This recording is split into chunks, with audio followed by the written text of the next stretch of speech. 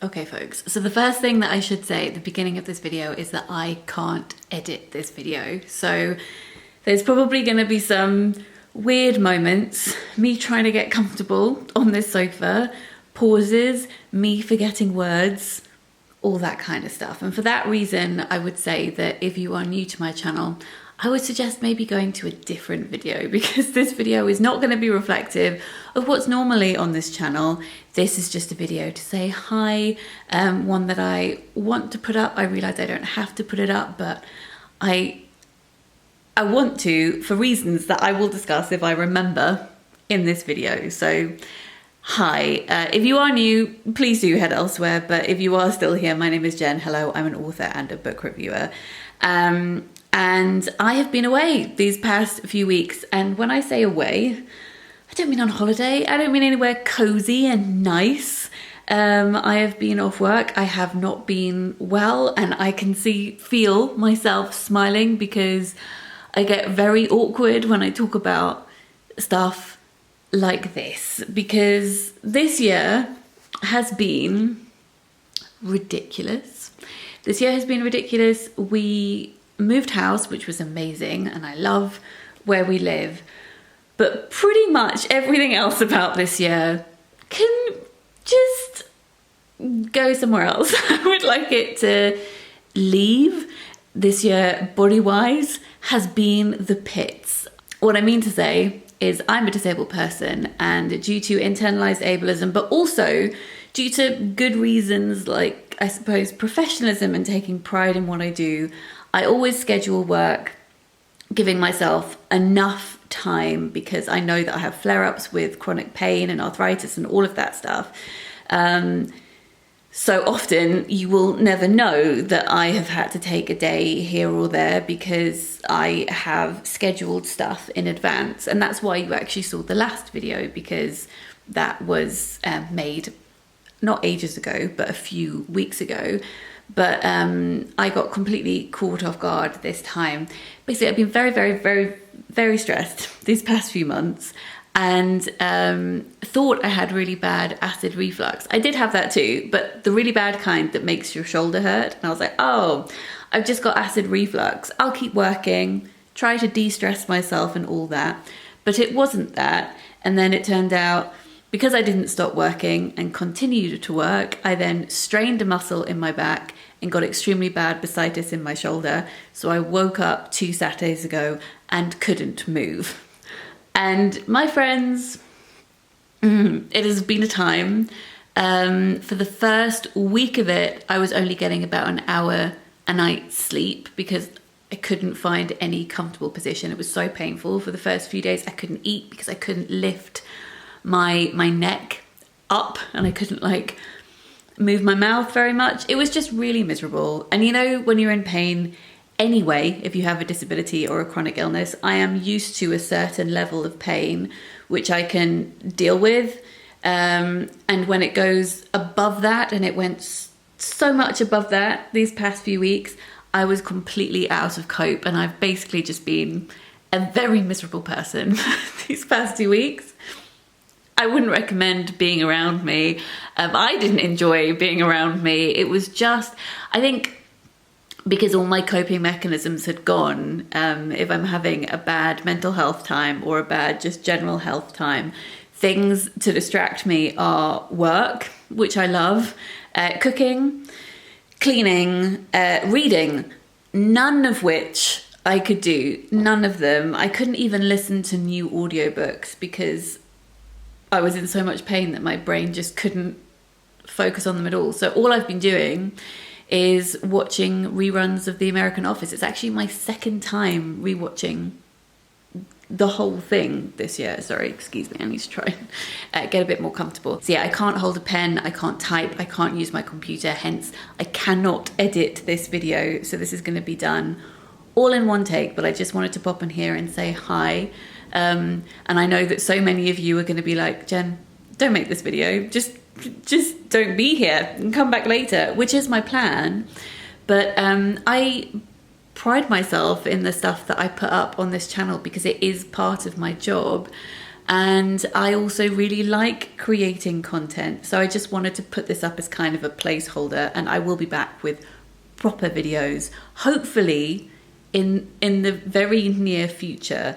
But this is just a video for now, and I thought we could have a little chat. And also I asked you to send me some questions on Instagram, which I have here as well, and we can answer a few of those as well. So yeah, basically I've been miserable, and the cherry on the cake is that I am also back on IVF medication.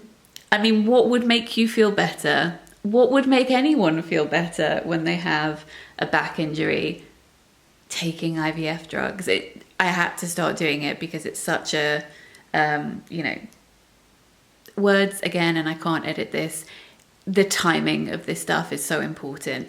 But as you can imagine, that's been making me ill in a whole different kind of way, and making me feel even more emotional than I was before on very little sleep. I am starting to sleep more now, which is good.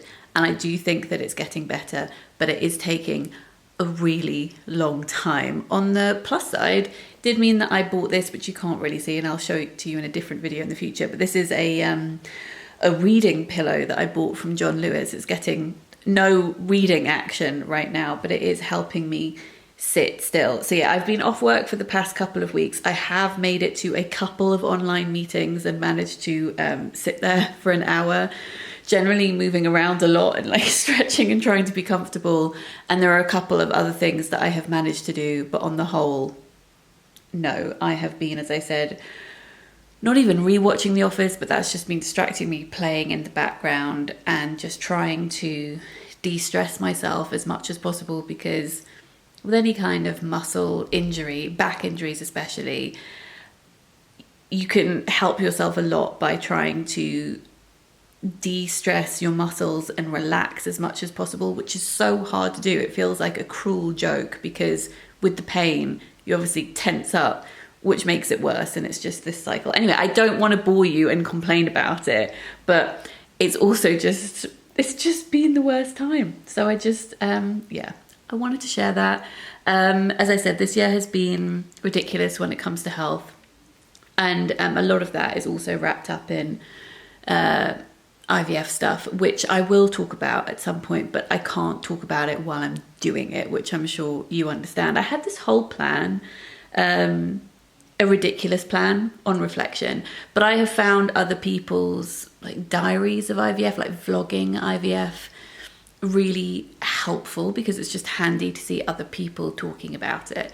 And I had planned to do that myself, and I tried, but I absolutely couldn't. So massive respect to people who do that. So I will just talk about it at some point because, as I said, I think it's helpful, but also I think it would be helpful for me to talk about that at some point. But when there's a definite pause or outcome, and I'm not in that space right now at all. But even though, sorry, I'm just getting questions up on my phone, even though I'm not talking about it obviously in detail here or anything like that, I find it really hard to navigate the not talking about it too, because it completely envelops your life and takes up all of your brain space. And in a way, it feels disingenuous to not acknowledge that I'm doing it, even when I can't really talk about the details because it's so personal. It's this weird dance I feel like I have to do. So I'm acknowledging that I'm doing it again, and it's very stressful, and something I find quite difficult. I saw someone else talking about this on Instagram, saying that they find it really hard when people say, oh my God, I'm so excited for you that you're doing IVF. And I think especially for a disabled person, doing IVF is not, at least in my experience, exciting, because it's just a whole load of new medical trauma. And again, we can maybe talk about that in the future, but it's really hard because obviously, and I understand people find it exciting, but when you have a body that's different to other people's and your relationship with medicine is also very different, it's not exciting. I'm sure lots of people who in general just do IVF don't find it exciting. Sorry, I just kicked the camera. But yeah, I'm also dealing with that in my brain as well. we can decompress. So that's where I have been, and it's why I haven't been here. And as I said, I'll be back with proper videos in the future. But I wanted to check in, say hi, things aren't great, and I'm sorry. And I hope they will be better soon, and I will be back with much more uplifting content. But in the meantime, let me answer some questions that you sent to me. So the first question that was sent to me was, have I discovered any good audiobooks? Because I said I had been laid up with a back injury. Oh, and also, can I just say the back injury, and I promise I will shut up about it. So strained a muscle, then got really bad bursitis in my shoulder, started to get a little bit better. Then I fell in the shower. I'm laughing, it was so not funny, and put out my hand to stop myself, so put my whole body weight on the arm with the bust shoulder, and I just, my God. Okay, right. Have I discovered any good audiobooks? No and yes. As I said, my brain hasn't been able to focus on new books right now. But I have been re-listening to audiobooks that I've really enjoyed. And again, not even particularly listening to them like plot-wise and listening to every detail, but just as a comforting noise in the background, because when you're up literally all night, you just need something there. So I was listening to audiobooks that I've loved before, and I have made videos about my favorite audiobooks. If you just want to search, I would link in the description, but I can't type, so I'm not going to do that. But I have also started listening to the second audiobook in the Shetland series. I read the first book, which was Raven Black. I read that in print earlier this year. Liked it, didn't love it, but decided to listen to the audiobook. And the audiobook is so beautifully narrated that I actually think it will be a series that I enjoy more on audio. So I'm listening to that at the moment, but honestly, I haven't listened to much. Have I discovered any good TV shows? As I said, I've just been rewatching The American Office. But before this, Mr. M and I watched The Boys, which was just so fun. I'm sure that you're very familiar with it. There are 3 seasons of it, but it's basically a series imagining what superheroes would be like if they actually exist. If they actually existed, i.e. they would be, for the most part, this is why editing exists, they would be for the majority, oh my goodness, superheroes would be for the most part assholes, right? They would abuse their power, they would be terrible people. So The Boys is about that. It is gross and disgusting, and it is a lot, but I really, really liked it. I would check out a trailer if you want to. We'd also been catching up on seasons of Below Deck. We started watching that in, I think, 2020, and kind of, I was going to say oversaturated. Is that what I mean? Yeah, we inhaled too much of it and enjoyed it to begin with, then got sick of it. But now it's been a good year since we've watched any of it, so we went back to it and have really enjoyed the season of Down Under Below Deck. So Below Deck is following people who work on super yachts, not following the guests who come and stay, but looking at all the work that goes on behind the scenes. And yeah, it's trashy, and I love it. And then in the past couple of days, and I know that a few of you have recommended this before because I've mentioned how much I love Bob Mortimer, a few of you had recommended that we watch Whitehouse and Mortimer Gone Fishing. I think that's what it's called. And it is the coziest show, and it is warming my heart, and honestly, I just adore it. So it is Paul Whitehouse and Bob Mortimer, and they go fishing together. They recently had heart problems, so they talk about their heart operations and their general ailments, and they go fishing, and then Bob cooks for them both. I don't love the fishing bit, especially the catching things for fun and letting them go, because I think it's a bit mean, but the relationship that the two of them have and the scenery, I think it's the scenery that I love the most, because for the most part they film in the autumn and it is just gorgeous. So that is on BBC. Have I eaten any good food recently? I haven't cooked anything recently. Mr. M has been making lots of gusto, which has been great, which is one of those, you know, they send you the ingredients, you cook it. But the other week we decided to try pasta evangelist, I think it's called. Yeah, so it's not really like gusto, but it is one of those they send you the ingredients, but they've already done it. So basically they're sending you the pasta and they send you the sauce that they have already made, and it's fresh pasta, which you boil, you heat up the sauce. It takes 2 minutes. And I think I can probably link one thing down below. I can copy a link. I will link it in the description box, because they had a really good offer, which was that you could get 50% off your first 2 boxes, because it is quite pricey. Think of it as like going to a restaurant. A portion costs £7.50, but 50% off obviously means you get 2 portions for £7.50. And I ordered it and it came the next day, and it was delicious. So if you haven't tried those before and you want a bit of a treat, I'd recommend that. Someone else said, I miss your work videos. What are you up to at the moment? I miss my work videos too, I have to say. I was watching some of them. I don't know why I was doing it, because it just made me sad, but videos from a few years ago. I used to do day in the life or week in the life videos when it came to work, and my work, I still love it. I absolutely love it, but I used to go places a lot more.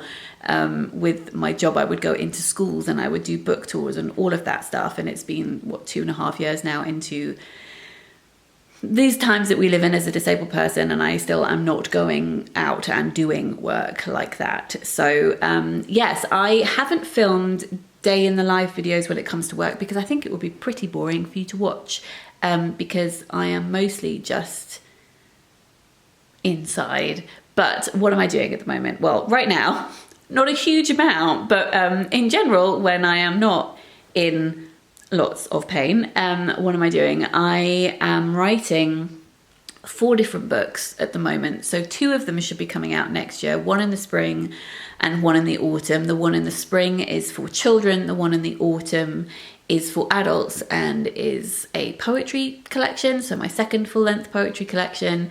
I'm also working on another fairy tale book, like The Sister Who Ate Her Brothers, and I'm also working on a non-fiction book for children as well, with some other lovely people, which won't be coming out for probably 3 years. So that's how far ahead we're looking at the moment. So 4 different books, and all of those are so different that I don't find it too problematic to work on them all at the same time. Obviously not all within the same day, but that was another question someone asked me, like, do I write 1 book at a time? And the answer is normally no, but obviously all books will be at different stages of the process, and I don't heavily write more than 1 book at any one time. So I don't tend to have deadlines, for instance, that are right next to each other. That would be a headache. So I am working on 4 different books.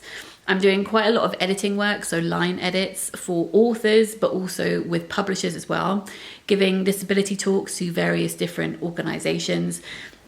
Excuse me, can't edit that burp out. That one is for free for you. Doing some teaching work, so writing workshops online, but also teaching in schools sometimes, obviously virtually at the moment. Teaching teachers is a new one, something that I've been doing recently.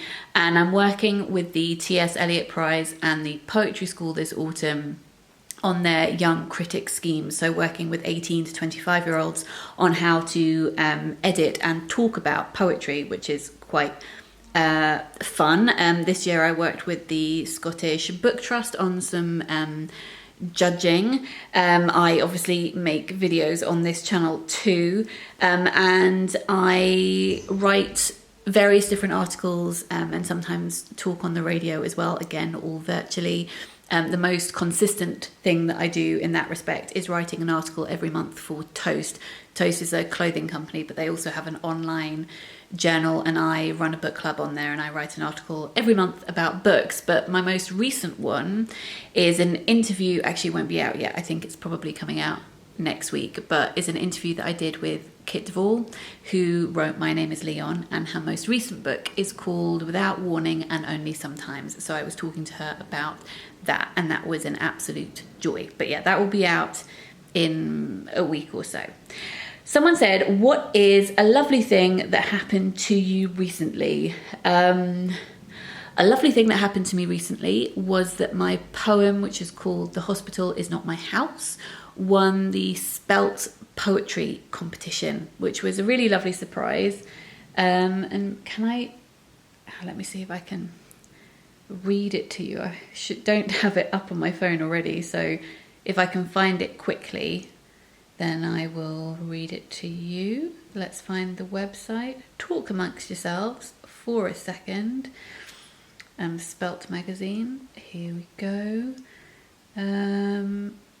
Spelt winners. View. There we go. Okay.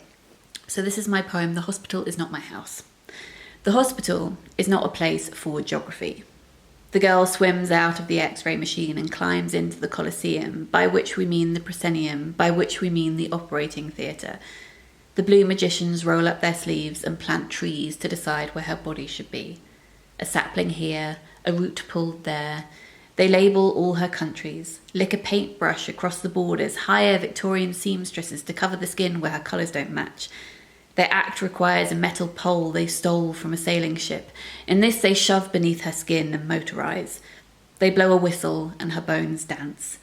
Her hip is now her palm, is now a web, is now a waltz. They puppet sew by hand, stand and tuck the girl inside an orange boat. As the curtain falls, they propel her into deeper waters with the lions and the warriors, clean forgetting she is still sound asleep.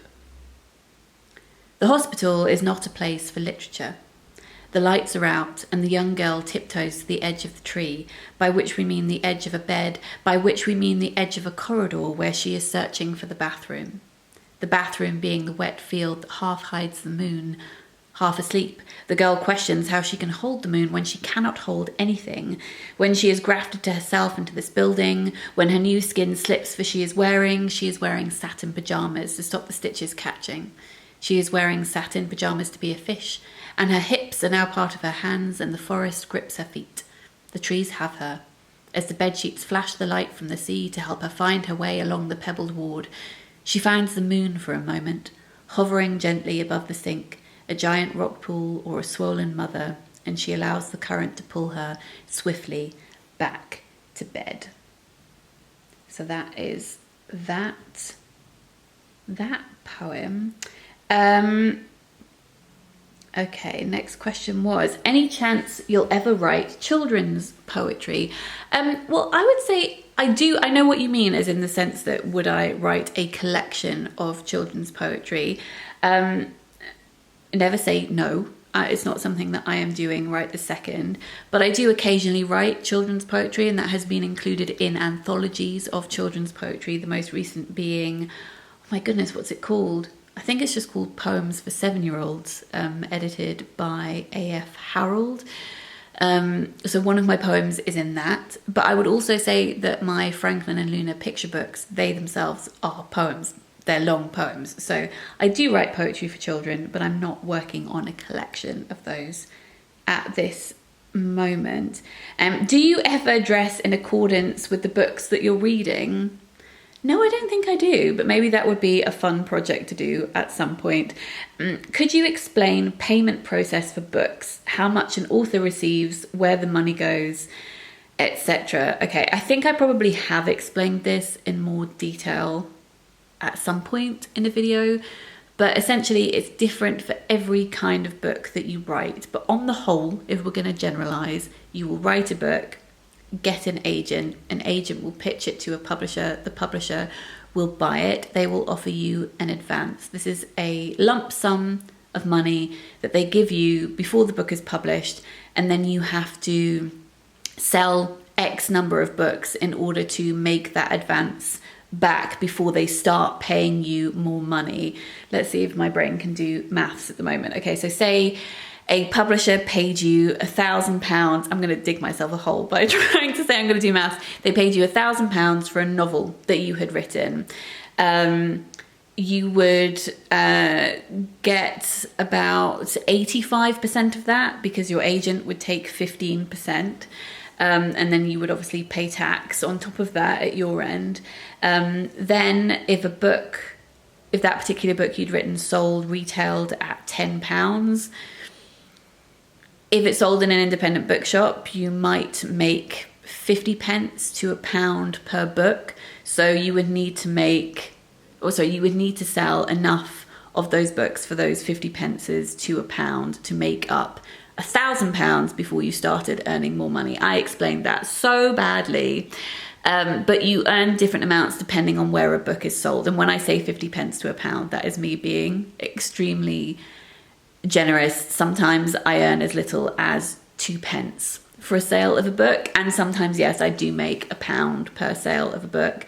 It really depends when and where it is sold. If it's part of a special sale, which means that publishers have heavily discounted a book, maybe for a supermarket, for example, I make the least amount of money per sale if a book is sold via a huge online company, and I make the most if it's sold in an independent bookshop. And that is because the books aren't as heavily discounted by publishers when they go into those places. So I make more money.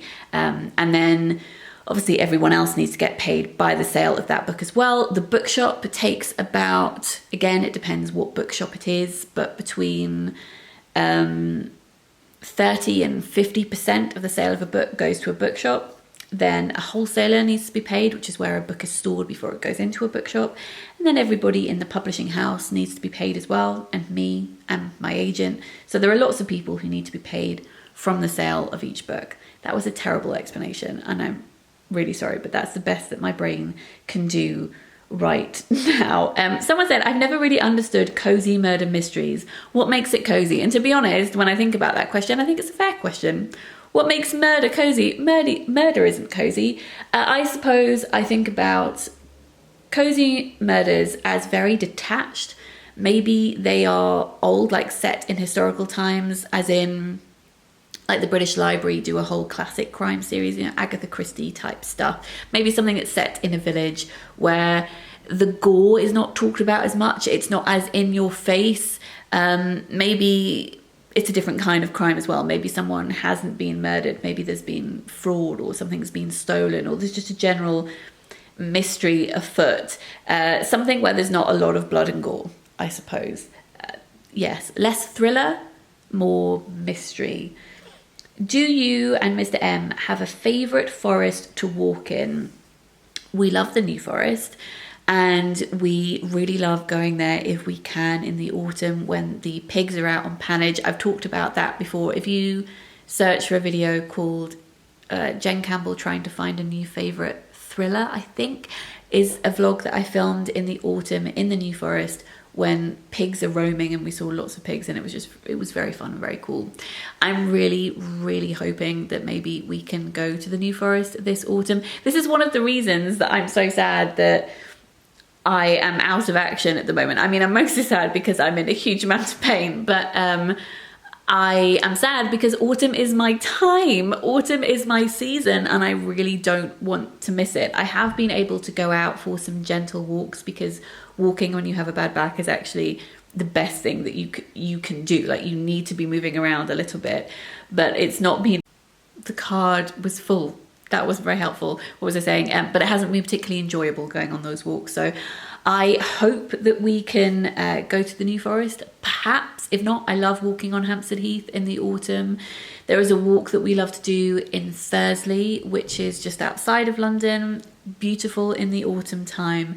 The only time that I have taken off work this year is when I've been sick. And I really hope that before the end of this year, I can take some holiday to actually relax and decompress. That would be really, really lovely. Someone said, do you prefer to read books set in the current season or not? I do when it is autumn and winter. In the summer, I sometimes like to read books that are set in the summer, but if it's super hot, it's very nice to read a book set in colder climes to make yourself feel as though maybe you're able to cool yourself down. What are you most looking forward to this autumn? Hopefully feeling better soon and enjoying autumn. Mr. M got our winter duvet out of the attic yesterday and we put it on the bed.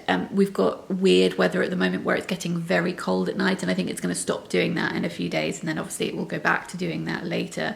But it was just really lovely to have a cozy blanket. That was nice. Cozy blankets, cooking autumnal food. Bake Off is back on, and when I'm feeling better, I would like to maybe try and recreate some things they make on Bake Off. I like to challenge myself to do that. What are your favorite things for winter in the new house? Again, just making it cozy. I think a lot of what we're going to be doing this winter is trying to heat proof this house, not just because of the cost of heating and all that stuff, which is obviously the main reason, but because I think this is going to be a very cold house. We've only been here since April, and it's already only September, but the chill gets into this house. There are big gaps in certain windows and doors, so we're going to have to try and find ways to figure that out. Is that something that I'm really looking forward to? It's a challenge that I look forward to hopefully conquering, but again, just coziness, you know, hopefully reading comfortably, reading in comfort in the evenings, making, again, nice food. To be honest, similar things to autumn. It's my favourite time. How old is Lola? I think she's 11. I was trying to work this out. I think she's 11. We, and by we, I mean Mr. M's family, because it's his family's dog. They got her when she was, I think, 5. And I think that we've had her for 6 years. I think that's right. Can Lola do any tricks? No, but something that she did do once was bark really loudly in Mr. M's kitchen. Mr. M's mum's kitchen. This was years ago, as if there was someone in the garden. She was barking really, really loudly, and we all got up from the table and we went to the back window and we let her out of the back door, and we were trying to peer out into the darkness because it was nighttime to see where she was running to. And maybe this was just a coincidence, but I like to think she planned the whole thing. So she went out the back door, and instead of racing down the garden, she went into the dining room door, which was open next door, looped back into the kitchen while we were still all peering out into the garden trying to work out if there was an intruder, climbed up onto the kitchen table and stole a cooked chicken, which was on the counter, and ran away with it. And when we turned round, she was gone and the chicken was gone, and we didn't realise what had happened for a while. That was quite funny. Best advice for making bread. Don't overcomplicate it, I think, is my recommendation. Start with something really easy. A loaf of white bread. You need 500 grams of strong white flour, a sachet of 7 grams of yeast, 300 millilitres of warm water, a glug of olive oil, and about 15 grams of salt.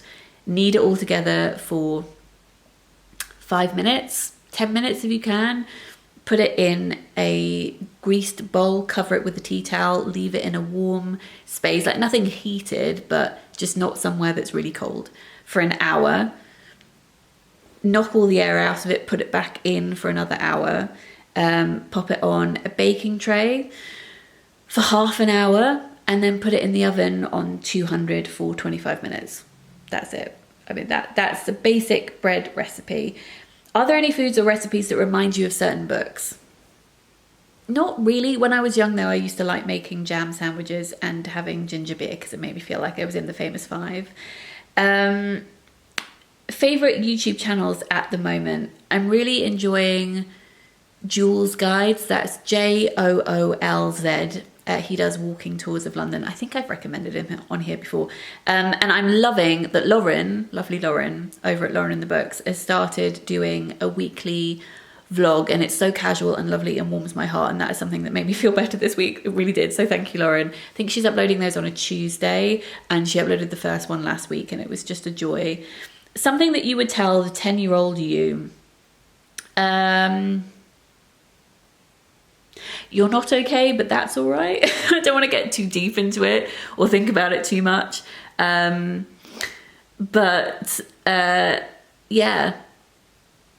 you'll be okay, I think, is probably just something that I would say to 10-year-old me. You'll be okay. Do you use bookmarks? I didn't used to, as in I do, but it would just be whatever piece of paper was lying around. But I have started using bookmarks more recently. And again, I think I probably can manage to link one thing in the description box down below. So I will link bookmarks that I recently bought on Etsy and really, really loved. Okay, those are all the questions I'm going to answer today. I'm feeling very uncomfortable right now, so I'm going to stop filming this video. I'm sorry if I word vomited a lot, if I'm not looking at the camera all the time. I am just not having a great time, but I wanted to check in, and I won't push myself to make content, I think, again until I'm feeling much better. But I didn't want to not upload anything because it feels weird to me to not do that. So this is the video you got today, and I hope that that's all right. I would love to know how you are. Please let me know in a comment down below, and I will be back when I can be back, and I'm sending lots of love to you all. Bye.